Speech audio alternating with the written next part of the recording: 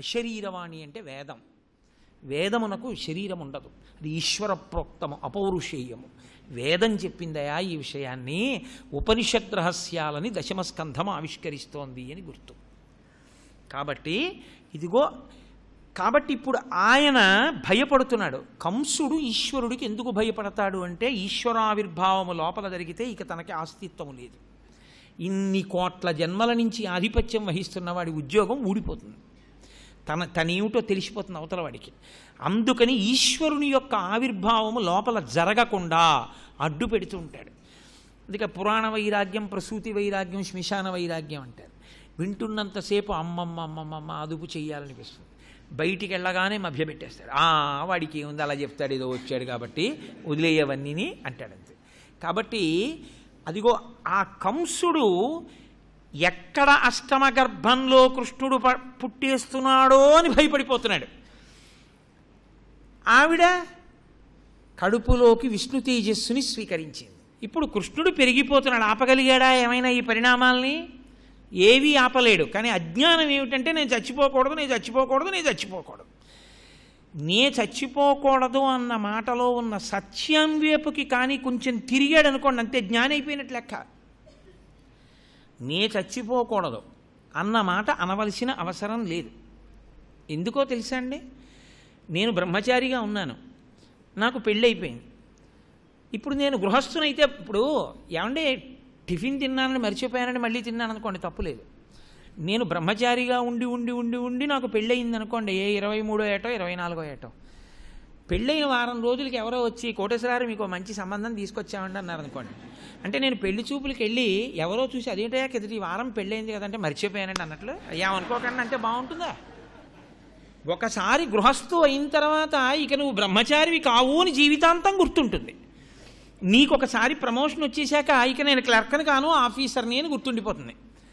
అలాగే మనిషి కూడా ఏమిటి అంటే, నేను చచ్చిపోవడం అంటే ఇది చచ్చిపోకుండా ఉండడం కాదు, ఆత్మ చచ్చిపోకుండా ఉండడం, దానికి అసలు చావే లేదు.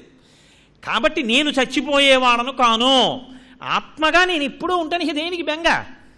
ఇది చచ్చిపోకుండా ఉండకూడదని కోరకూడదు. దీనికి 90 ఏళ్ళు వచ్చి మలమూత్రాలు విసర్జించకుండా మంచంలో పడిపోయి తినలేక తిరగలేక మలమూత్రాలు విసర్జించలేక పడిపోయి ఉండిపోతుంది. సంతోషమా? ఇందులోంచి విడిపో, చొక్కా వదిలేసినట్టు వదిలేసి నువ్వుగా ఉండిపో. అది పోయేది కాదు, అది నువ్వెప్పుడు ఉంటావు. ఇందులోంచి బయటికి ఎడతావు అంతే. ఉపన్యాసం చెప్పి ఇందులోంచి బయటికి వెళ్ళినట్టు. కాబట్టి నేను ఎప్పుడూ ఉంటాను, దానికి మృత్యువు లేదు. ఇది చచ్చిపోకూడదు, ఇది నేను అనుకోవడంలోనే ప్రమాదం వస్తుంది. చచ్చిపోయేదాన్ని పట్టుకుని చచ్చిపోకూడదంటే అది ఎలా ఉంటుంది? అది పరిణామశీలం, అది వెళ్ళిపోతుంది. అదే ప్రహ్లాదుడు అంటాడు, వికారములు ఉన్నాయి, దీనికి వెడుతుంది ఇది. అది పట్టుకుని ఎంతమంది ఎన్ని జన్మలెత్తినా ఇదే నేనన్న భావన ఉన్నంతసేపు అసలు సత్యదర్శనము కాదు. సత్యదర్శనము కాలంతసేపు భయము విడిచిపెట్టదు. అసత్య వస్తువుని పట్టుకున్నాడు కాబట్టి భయంలోనే ఉంటాడు. కాబట్టి సత్యము గోచరమైతే అసత్యం ఎగిరిపోతుంది, భయం పోతుంది. కాబట్టి భయానికి సత్యం చేత ఎప్పుడూ ఒక రకమైన వణుకే. అందుకే కంసుడికి అష్టమ గర్భంలో పుడుతున్నవాడంటే భయం. అందుకని తిరుగుచు, కుడుచుచు, త్రాగుచు, అరుగుచు, కూర్చుండి లేచి అనవరతంబున్ హరితలచి తలచి జగమా హరిమయముగ చూచె కంసుడు ఆరనీయులుకన్. పుట్టేస్తున్నాడని ఏదైనా మెత్తడి తగిలిందనుకోండి, అమ్మో శ్రీ మహావిష్ణువు వచ్చేసారేమో, బాబోయ్ వనమాలేమో అంటాడు. మంచి సువాసన తగిలిందనుకోండి, అమ్మ బాబోయ్ ఆయన రాసుకున్న కస్తూరేమో అంటాడు. కాస్త నల్లగా ఉందేమో అనుకోండి, బాబోయ్ పుట్టేసి వచ్చేస్తున్నాడేమో ఇలా విష్ణు స్వరూపంగా అంటాడు. ఎప్పుడు తిరుగుచు, కుడుచుచు, తిరుగుతూ భయపడుతూ ఉంటాడు, కుడుచుచు తింటూ భయపడుతూ ఉంటాడు, తాగుచు భయపడుతూ ఉంటాడు. ఆఖరికి తిరుగుచు, కుడుచుచు, త్రాగుచు, అరుగుచు, కూర్చుండి లేచి అనవరతంబున్ హరితలచి తలచి జగమా హరిమయముగ చూచె కంసుడు ఆరనీయులుకన్. అంతటా విష్ణువే కనపడుతున్నాడు. ఇది భక్తితో కనపడితే ఉద్ధరింపబడిపోను, భయంతో కనపడుతున్నాడు. వైరభక్తి. ఈ వైరభక్తి ఏం చేస్తుందంటే, బతికున్నన్నాళ్ళు చచ్చినట్టు బతుకుతాడు, చచ్చిపోయాక బతికిపోతాడు. అది బతుకు కాదు అలా. అందుకని వైరభక్తిని పట్టుకోవద్దు అంటుంది శాస్త్రం. ఈశ్వరుడు లేడు, ఈశ్వరుడు లేడు, ఈశ్వరుడు లేడు అని ప్రసంగం చెయ్యాలనుకోండి, ఎవరికి లేడని చెప్పాలి నేను? ఈశ్వరుడు లేడనడానికి ఈశ్వరుడు అంటుండాలి. ఈశ్వరుడు లేడన్నవాడు కూడా ఈశ్వరనామమే చెప్తున్నాడు. కానీ ప్రయోజనం ఏమిటి? ఈశ్వరుడు ఉన్నాడన్నవాడికి ఉన్న ప్రయోజనం దానికి లేదుగా. కాబట్టి తిరుగుతున్నాడు, చేస్తున్నాడు, అంతటా హరిని చూస్తున్నాడు, కానీ భయంతో చూస్తున్నాడు. వస్తే చంపేస్తాడని భయం. ఆయనో పెరిగిపోతున్నాడు. పోతన గారు అన్నారు, జ్ఞాన కలునిలోని శారదయువోలి, ఘటములోని దీపకళికవోలి, భ్రాత ఇంట నాక పడియుండే దేవకీ కాంత విష్ణు గర్భయగుచు అన్నారు. ఏమి పద్యాలో మహానుభావుడివి. ఆయన ఉండడం కూడా ఎలా ఉన్నట్ట, లోపల శ్రీమన్నారాయణుడు ఆవిడ కడుపులో. అంటే ఈ శారద దుష్టుడైనటువంటి పండితుల్లో కానీ పాండిత్యం ఉంటే ఎలా ఉంటుందో అలా ఉన్నట్టు. దాని గురించి ఎక్కువ నేను వ్యాఖ్యానం చేయను. పాండిత్యం ఎవరి దగ్గర ఉండాలో వాళ్ళ దగ్గర ఉంటే లోకానికి ప్రయోజనం. కలునియందు శారదా కటాక్షం ఉంటే అది స్వార్థానికి పనికొస్తుందేమో కానీ లోకోద్ధరణకు పనికిరాదు. అలాగే ఘటములోని దీప కలికవోలి, ఒక కుండలో దీపాన్ని పెట్టారనుకోండి, కుండలోపల దీపం ప్రకాశిస్తుంటే ఎలా ఉంటుందో అలా భ్రాత ఇంట నాక పడి ఉండే దేవకీమాత, అన్నగారి ఇంట్లో బంధనంలో పడిపోయి ఉంది దేవకీదేవి. ఎవరావిడ? విష్ణు గర్భయగుచు. సమస్త లోకాల్ని కడుపులో పెట్టుకున్న వాణ్ణి కడుపులో పెట్టుకున్న తల్లి బంధనంలో ఉంది. ఇది విష్ణుమాయ, ఇది చమత్కారం. బ్రహ్మాండములన్నీ ఆయన కుక్షిలో ఉన్నాయి, ఆయన ఆవిడ కుక్షిలో ఉన్నాడు, ఆవిడ బంధనంలో ఉంది. ఏమనుకోవాలి? ఇదిరా ఈశ్వర చమత్కారం అంటే, ఈశ్వర మాయ అంటే అలా ఉంటుంది. అప్పుడు అది బంధనం అని చెప్పడానికి అవకాశం ఉందా? అసలు ఏమీ లేదు. ఆయనే ఆవిడ కడుపులో ఉన్న తర్వాత ఇంకా బంధనం ఏమిటి? కానీ అది బంధనంలాగే కనపడుతోంది అంతే. కాబట్టి పాపం ఆవిడ రోధిస్తూ ఉంటుంది, వసుదేవుడు ఏడుస్తూ ఉంటాడు. ఈయన మాత్రం అమ్మో ఇంకా పుట్టేస్తాడు, పుట్టగానే వెళ్ళి చంపేయాలి. పెద్ద పెద్ద ఇనప కవాటాలు పెట్టాడు, తలుపులు వేయించాడు, ఇద్దరు కలిసి ఎత్తేంత ఇనప గొళ్ళెం పెట్టించాడు, దాన్ని వేయించాడు, ఇంత తాళం కప్ప వేయించాడు, తాళం చెవులు బొడ్డులో పెట్టుకున్నాడు. ఆవిడ్ని వసుదేవుణ్ణి బంధించినటువంటి కారాగారపు గది చుట్టూ విచ్చుకత్తులు పట్టుకుని బోలెడంత మందిని పహరా పెట్టాడు. పిల్లవాడు పుట్టగానే క్యార్మని తీరుతాడు. క్యార్మనగానే నాకు చెప్పాలి, నేను వచ్చి కాళ్ళు పట్టి లాగేసి బండకేసి కొట్టేస్తానన్నాడు. సరేనన్నారు. వాళ్ళు ఇంకా కనురెప్ప కూడా వెయ్యనంత జాగ్రత్తగా తిరుగుతున్నారు. ఈలోగా బ్రహ్మాది దేవతలందరూ ఈ కంసుని యొక్క కారాగారములో ఉన్నటువంటి దేవకీదేవి యొక్క గర్భములోనికి వెళ్ళి ఆ గర్భములో పెరుగుతున్నటువంటి పరమేశ్వరుడికి నమస్కారం చేశారు. అది వైభవం అంటే. ఈశ్వరుడు ఎక్కడున్నా ఆయన్ని స్తోత్రం చేసేవాళ్ళు స్తోత్రం చేస్తారు. అర్థం చేసుకోలేని అమాయకుడికి ఏమర్థం అవుతుంది ఈశ్వరుడి గురించి ఎంత చెప్తే మాత్రం? కాబట్టి కంసుడికి అర్థం కాదు. బట్టి వాళ్ళు వెళ్ళన్నారు, సర్వము నీలో నిధిగా సర్వాత్ముడమాత్మవస్తు సంపన్నుడవై అంటూ, అయా ఈశ్వర, అసలు ఎరుక కలిగిన వారు అన్ని రూపులయును నీవేయండ్రు. ఆ ఎరుక ఒకసారి జ్ఞానం అంటూ ఏర్పడితే ఇన్ని రూపాలుగా ఉన్నటువంటిదంతా నువ్వే అంటారు.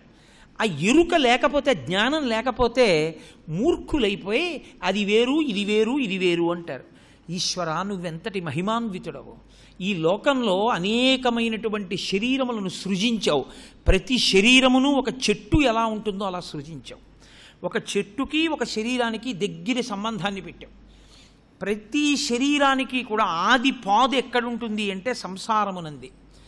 సంసారమునందు పుట్టేటటువంటి ఈ జీవికి, ఈ శరీరానికి అక్కడ ఎలా చెట్టు ఉంటుందో, ఒక విత్తనం ఆధారం అవుతుందో, అలా నీవు పరమాత్మవై ఉంటావు.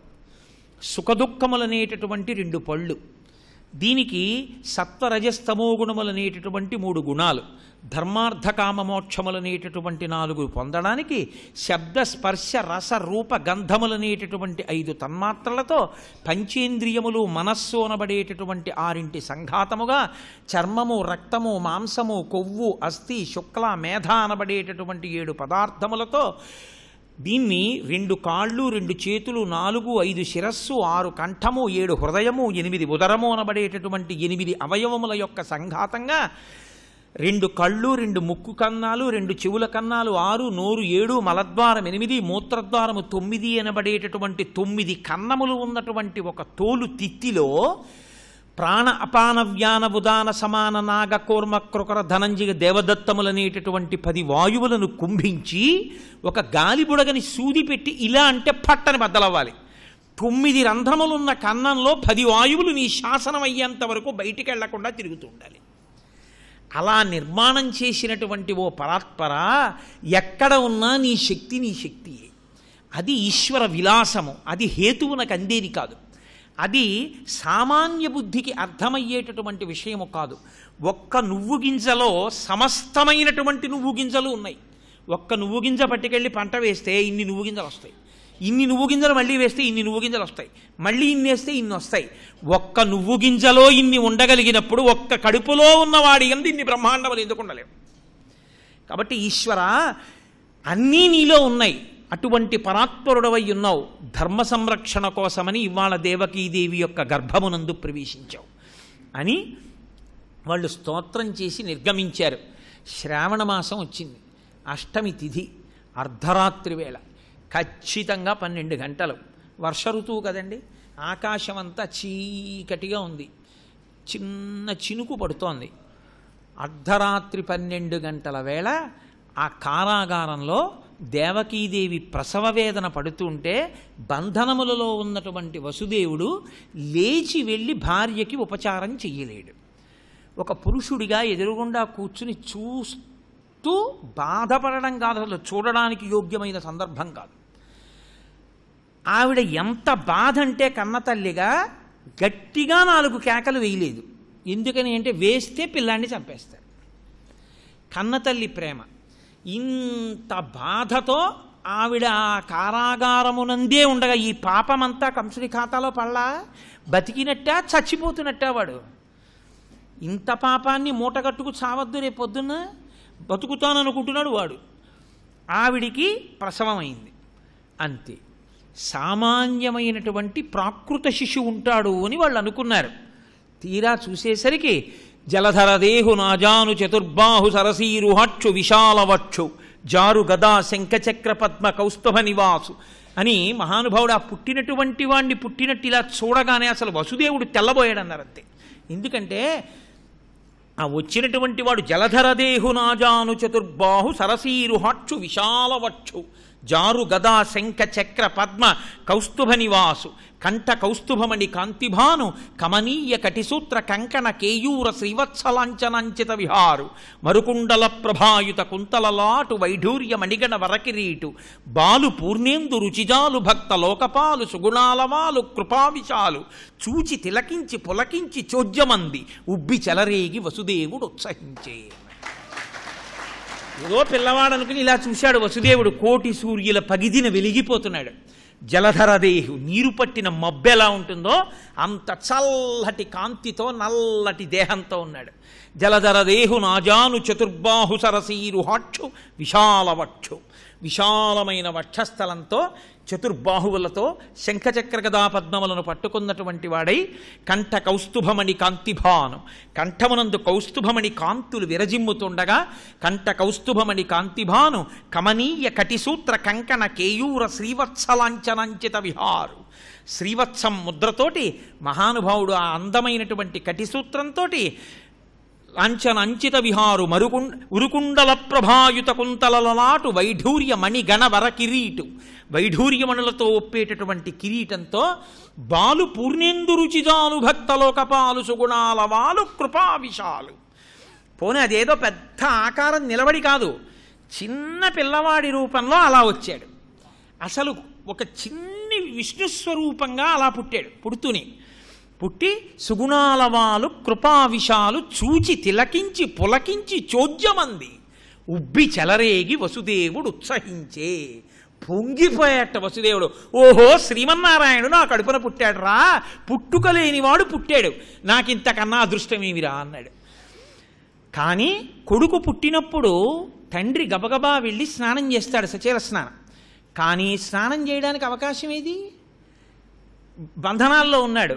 అందుకని స్నానముకు చేయక రామిని ఆనంద రసాబ్ది మగ్నుండై విప్రులకును ధేనువులను మానసికముగా 10,000 ధారవోస మరి ఇచ్చుటకున్నన్నారు పోతన గారు. ఒరే కొడుకు పుట్టాడు రా, ఇటువంటి కొడుకు పుట్టినందుకు నిజంగా నేను 10,000 ఆవులు దానం చేయాలి బ్రాహ్మణులకి. నాకంటూ ఈ కష్టాలు గట్టెక్కి బయటికి వస్తే 10,000 గోవులను బ్రాహ్మణులకు దానం ఇస్తానని మానసికంగా అప్పుడే ధారపోసేశాడు. మానసికంగా స్నానం చేయడానికి అవకాశం లేకపోయినా ఆనంద స్నానం చేసేశాడు. చేసి చూశాడు మహానుభావుణ్ణి. ఓహో, విష్ణుస్వరూపం రా, నా కడుపున పుట్టిందన్నాడు. లోకంలో ఎక్కడైనా పిల్లవాడు పుడితే తండ్రి వెళ్ళి బుగ్గలు పుణుకుతాడు. కృష్ణావతారంలో ఏమిటో తెలుసా అండి, రామావతారంలో ఇది లేదు, వామనావతారంలో ఇది లేదు. కృష్ణావతారంలో పుట్టినటువంటి పిల్లవాడికి నిన్నుదురు భూమికి తాకేటట్టుగా భూమి మీద పడ్డాడు తండ్రి వసుదేవుడు. పడి స్తోత్రం చేశాడు. సర్వము నీలో నిధిగా సర్వాత్ముడవాత్మవస్తు సంపన్నుడవై సర్వమయుడవగు నీకును సర్వేశ్వర లేవు లోను సందులు వెలయన్. ఈశ్వరా, నువ్వే సర్వాత్మకుడవు. ఈ సమస్త నానా జంగమ స్థావరములుగా ఉండేటటువంటి వాడివి నువ్వే, పంచభూతములుగా ఉండేటటువంటి వాడివి నువ్వే, బ్రహ్మాండములను సృజించి నిలబెట్టేటటువంటి వాడివి నువ్వే, ధర్మ సంరక్షణార్థం అవతార స్వీకారము చేసేవాడివి నువ్వే. అటువంటి మహానుభావుడివి నా కడుపున పుట్టావా, నాకు కొడుకు అనిపించుకున్నావా అని నేల మీద పడి నమస్కరించాడు. చిత్రం ఏమిటంటే కన్న తల్లి దేవకీదేవి స్తోత్రం చేసింది. ఇటువంటి ఈశ్వర స్వరూపం నా కడుపున పుట్టింది, పరాత్పరా నీకు నేను వినమ్రురాలునై నమస్కరిస్తున్నానంది. ఆయన అన్నాడు, ప్రాకృత శిశువుగా పడుకుని ఉన్నాడు కదండి, ప్రాకృత శిశువుగా కాకుండా విష్ణు స్వరూపంగా 4 చేతులతో ఉన్నాడు కదా. ఆయన అన్నాడు, నేను మీ కడుపున ఎందుకు పుట్టానో మీకు తెలుసా? మీరు ఒకానొక సమయంలో ఈ దేవకీదేవి పేరు పృష్ణి, ఈమె భర్త పేరు సుతపుడు. వీళ్ళు 12,000 దివ్య సంవత్సరములు నా గురించి తపస్సు చేశారు. నేను ప్రత్యక్షం అయ్యాను. ఏం కావాలని అడిగాను. నాకు మోక్షం కావాలని అడగలేదు వాళ్ళు. నీలాంటి కొడుకు కావాలన్నారు. నాలాంటి కొడుకు నేను తప్ప ఇంకొకడు లేడు, కాబట్టి నేనే పుట్టాలి కనుక అలాగేనమ్మా అని మాటిచ్చాను. 3 సత్యం కనుక 3 మార్లు పుట్టాను మీ కడుపున. మీరు మర్చిపోయారేమో, నేను మర్చిపోలేదు మీరు చేసిన తపస్సు.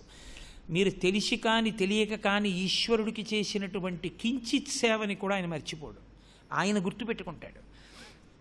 అందుకే నేను అప్పుడు పృష్ణిగర్భుడు అన్న పేరుతో మొదటి అవతారంగా వచ్చాను. 2వసారి మీరు అదితి కశ్యపులుగా ఉండగా వామనమూర్తిగా వచ్చాను. 3వసారి దేవకీ వసుదేవులుగా ఉండగా ఇప్పుడు పుట్టాను. నా స్వరూపమునకు నిజమునకు జనన మరణములు లేవు, కానీ నన్ను మీ కొడుకు అన్న భావనతో మీరుంటారు. నన్నే స్మరణ చేస్తూ నా కథల్నే వింటూ నా గురించి ఆలోచించిన కారణం చేత ఇక రాబోవు జన్మలు మీకుండవు. ఈ జన్మతో మీరు నాలో కలిసిపోతారు. నేను కూడా ఇంకొకసారి మీ కడుపున జన్మించవలసిన అవసరం లేదు, ఎందుకంటే 3 సత్యం 3వ మారు మీ కడుపున ఆవిర్భవించాను కాబట్టి అన్నాడు. అని భావప్రచోదనం చేశాడు వసుదేవునకు. ఆయనకి అర్థమైంది, ఆయనే నోటితో చెప్పినట్లు లేదు పోతనగారి భాగవతంలో. అర్థమైంది వసుదేవుడికి ఇలా చెయ్యాలని. అంటే ప్రాకృత శిశువుగా మారిపోయాడు. మారిపోగానే ఆ పిల్లవాడిని చూసి ఆయన చెప్పిన పని చెయ్యాలి అని అనుకుని ఆయన్ని తీసి గుండెల మీద పెట్టుకుందాం అనుకున్నాడు. బంధనములు ఊడిపోయి ఆ పిల్లవాడిని తీసుకున్నాడు. పోతనగారి భాగవతంలో గుండెల మీద పెట్టుకున్నట్టుంది. గుండెల మీదో తల మీదో దానికి పెద్ద తేడా ఏం లేదు, పెట్టుకున్నాడు. అటుగా వెళ్ళాడు. అంతే, ఆ కారాగారానికి వేసినటువంటి తాళం కప్ప ఊడిపోయింది, గొలుసులు ఊడిపోయి ఆ బంధనములు ఆ ద్వారములు తెరుచుకున్నాయి. ఈ పిల్లవాడిని తీసుకుని యమునా నది ఒడ్డుకు వెళ్ళాడు. మంచి ప్రవాహ వేగంతో వెళ్ళిపోతోంది యమున. ఎలా ఇప్పుడు ఈ యమున దాటి నందవ్రజానికి వెళ్ళడం అనుకున్నాడు. అంతే, ఆశౌరికి తెరవసగను ప్రకాశోద్ధత తుంగ భంగ కలిత ధరా సాకాశయగు యమున మును సీతేశునకు పయోధి త్రోవ ఇచ్చిన భంగిన్. ఒకానొకప్పుడు రామచంద్రమూర్తికి సముద్రం దారిచ్చినట్టుగా ఆ యమునా నది దారిచ్చేసింది. ఆ మధ్యలోంచి నడుచుకుంటూ వెళ్ళిపోయాడు. వెళ్ళిపోయి అక్కడ నందవ్రజంలో అందరూ గాఢ నిద్రలో ఉన్నారు. యశోదకి ప్రసవమై ఆడపిల్ల పుట్టింది. ఆ ఆడపిల్లని తను తీసుకున్నాడు. ఈ మగపిల్లవాడిని అక్కడ పడుకోబెట్టాడు. పడుకోబెట్టి మళ్ళీ ఈ ఆడపిల్లని గుండెల మీద పెట్టుకున్నాడు. మళ్ళీ వచ్చాడు. మళ్ళీ యమున దారిచ్చింది. స్త్రీ పురుష నపుంసకమూర్తియును కాక ఈశ్వర స్వరూపం ఎలా ఉన్నా ఒకటి. దారి ఇచ్చింది. మళ్ళీ వచ్చాడు. మళ్ళీ అంతఃపురంలోకి ప్రవేశించాడు. ఎక్కడా చప్పుడు లేదు, అందరూ నిద్రపోతున్నారు. లోపలికి వెళ్ళాడు. తలుపులు పడిపోయి ఇనప గొలుసులు పడిపోయి, తాళాలు పడిపోయి, పిల్లని తీసుకెళ్ళి ఆడపిల్లని దేవకీదేవికి ఇచ్చాడు. తాను కూర్చున్నాడు. అన్నీ పడిపోయాయి, కానీ తనకి వేసిన బంధనములు మాత్రం తన్ని పట్టుకోలేదు. పదముల సంఖ్యల నిడుకుని మదితలచుచు సూరసుతుడు మునుపటి ఓలెన్ కుదురుగల రీతి దేహము కదిలించుచు నూరకుండె గురువర తంబున్ అంటారు పోతన గారు. ఇది గొప్ప ఉపనిషద్ రహస్యాన్ని ఆవిష్కరించారు ఇక్కడ. అందుకే భాగవతం దశమస్కంధం అర్థమైతే, ఆ లీలని పట్టుకోగలిగితే జీవితంలో ఏది పట్టుకోవాలో అర్థమవుతుంది అంటారు పెద్దలు. సూర్యభగవానుడికి ఒక కొడుకు, ఒక కూతురు సంతానం. కొడుకు పేరు యముడు, కూతురు పేరు యమున. యమున ముందుకు నడుస్తుంది కానీ వెనక్కి రాదు. కాలము ముందుకు వెడుతుంది కానీ వెనక్కి రాదు. కాలస్వరూపము యమున, కాలుడు యముడు. ముందుకు వెడుతున్నటువంటి కాలంలో ఏ జీవి ఎప్పుడు పడిపోవాలో అప్పుడు పడగొట్టేస్తాడు యమధర్మరాజు. ఇద్దరు కాల సంబంధమైనటువంటి బిడ్డలు, కాలస్వరూపంగా ఉండేటటువంటి సూర్యభగవానుడికి బిడ్డలు. ఇక్కడ అష్టమగర్భంలో పుట్టినటువంటి పిల్లవాణ్ణి గుండెల మీదో తల మీదో పెట్టుకోవడము అంటే సమాధి స్థితి యందు ప్రవేశించడం. అలా వెళ్ళిన వాడికి భిజ్యతే హృదయ గ్రంథి చింద్యంతే సర్వసంశయా క్షీయంతే చాస్యకర్మాణి తస్మిన్ దృష్టే పరావరే అంటోంది ఉపనిషత్తు.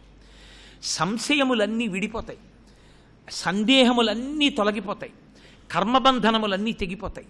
తెగిపోయి తాను ఈశ్వరానందమునందు మగ్నుడైపోతాడు. అదే గొలుసులు ఊడిపోయి, తాళాలు ఊడిపోయి తలుపులు తెరుచుకోవడం.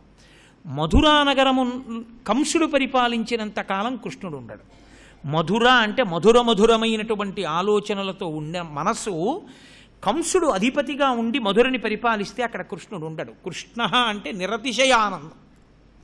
కాబట్టి ఆయన యమున దాటి నందవ్రజానికి వెళ్ళిపోయాడు. నందవ్రజము అంటే నందుడున్న ప్రదేశం, అంటే ఆనంద స్వరూపమైన పరమభక్తి తత్వం ఉన్నటువంటి నందుడు అక్కడ ఉన్నాడు. అటువంటి మహాభాగవతులు ఎక్కడున్నారో అక్కడ ఉంటాడు కృష్ణ పరమాత్మ. కాబట్టి ఆయన అటు వెళ్ళిపోయాడు. యమున దారిచ్చింది కృష్ణుణ్ణి తల మీద పెట్టుకుంటే. యమున దారివ్వడము అంటే కాలము దారిచ్చేసింది. కాలము దారి ఇవ్వడము అంటే ఇంకా కాలములోనే పుట్టి, కాలములోనే పెరిగి, కాలములోనే పడిపోతాయి జీవులన్నీ. ఇక తాను కాలమునందు పుట్టి, కాలమునందు పెరిగి, కాలమునందు పడిపోవలసిన అవసరము లేని కాలాతీత స్థితిని పొందడం యమున దారివ్వడం. ఎవరికి దారిచ్చింది? కృష్ణుడికి కాదు, కృష్ణుణ్ణి తల మీద పెట్టుకున్న వసుదేవుడికి దారిచ్చింది. అంటే ఎవరు పరమాత్మని తమ బుద్ధి యందు నిరంతరము ధరించి ఉంటారో అటువంటి వారికి యమున దారిచ్చేస్తుంది. అంటే వాడు మళ్ళీ పుట్టవలసిన అవసరం ఉండదు. కాబట్టి యమున దారివ్వడము అంటే ఇటువైపు నుంచి కిందకి వెళ్లకుండా పైకి వెడుతూ ఏది అడ్డుపడకుండా బ్రహ్మరంధ్రము చిట్లి ఈశ్వరుని యందు కలిసిపోతాడు ఊర్ధ్వముఖ చరణం చేసి. సర్వం శ్రీ ఉమామహేశ్వర పరబ్రహ్మార్పణమస్తు. స్వస్తి.